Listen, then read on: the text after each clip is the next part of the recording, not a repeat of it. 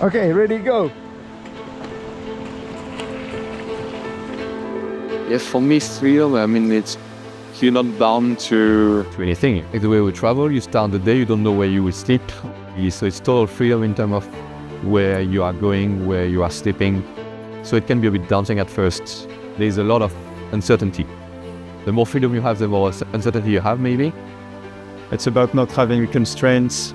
So as you say, when we don't know where we're gonna sleep, it's like a blank page, and we have all the freedom we want to end the day where we want to. If we find a river like this, we just choose to stop here or elsewhere.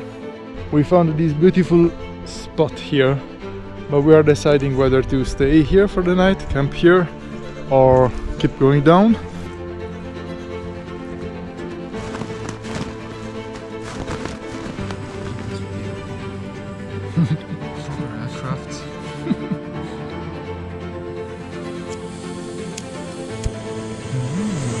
Oh wow.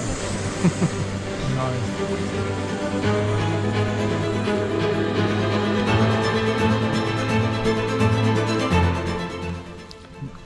Okay, we're ready to go, ready to leave this beautiful spot and leave no trace behind.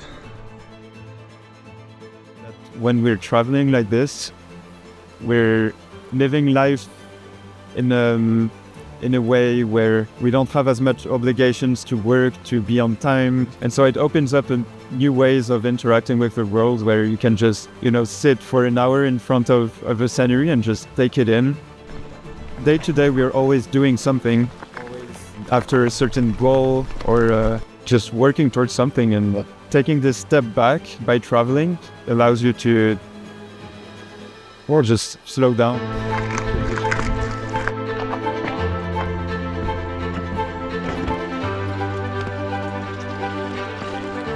Beautiful.